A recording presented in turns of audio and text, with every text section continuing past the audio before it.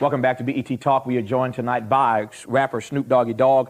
On the cover of the latest issue of Vibe magazine, Snoop, the last man standing at death row. The new CD is out, The Dogg Father. Make sure you go out and pick that up. We now will yield to your phone calls across America. We go first to Byron in California. Byron, thanks for calling. You're on BET Talk. Hey, thanks, Travis. Hey, what's up, Snoop? What's up, player? How you doing? I'm hanging in there. Hey, first I got to shout out to Moms. That she loves you, man. You make my mom's happy, so it's all good with me.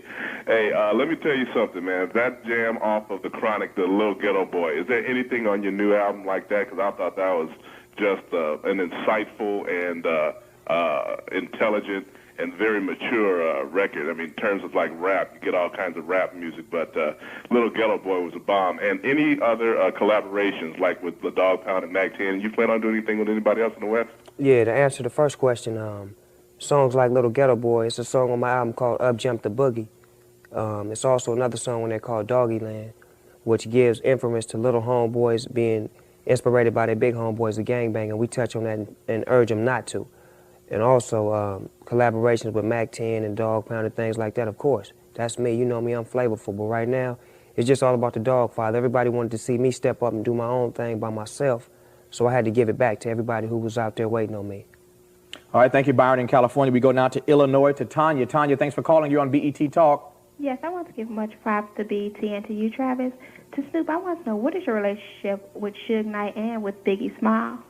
My relationship with Suge Knight, that's my CEO, my partner, my homeboy, my love, my business, my inspiration, my love.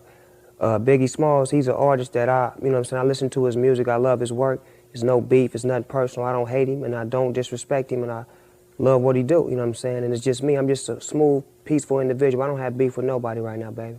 Speaking of Biggie, what's up with this East Coast, West Coast thing? Is this a media generated hype that continues to go on, or is there something to this? Where do you come down on this whole East Coast, West Coast conflict? Well, basically, my point of view on the whole East Coast, West Coast thing is that you have West Coast radio stations that play East Coast music nonstop, frequently. It's a part of their programming.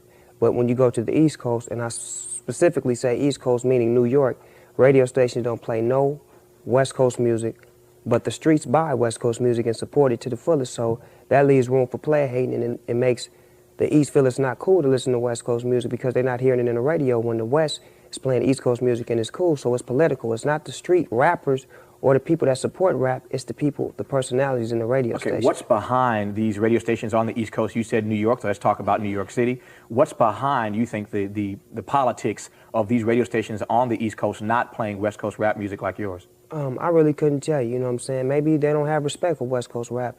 I don't know, you know what I'm saying? But I know the streets, the people on the streets of New York and the rappers out there as well, they love West Coast rap, they respect it, and they give us all our props.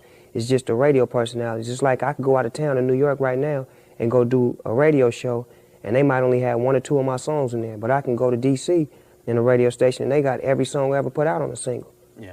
Does it really bother you that they don't play it as long as the fans on the streets are still picking it up? No, it doesn't bother me, but it's a concern because they keeping the East-West rivalry going when people don't really know that it's not personally between rappers, it's radio stations, it's personalities involved, and politically speaking, it's something that we cannot even do nothing about, you know what I'm saying, as rappers. The only thing we could do to make it easy is get together and try to make songs and try to go on tour together and show that it's not a rivalry, it is peace.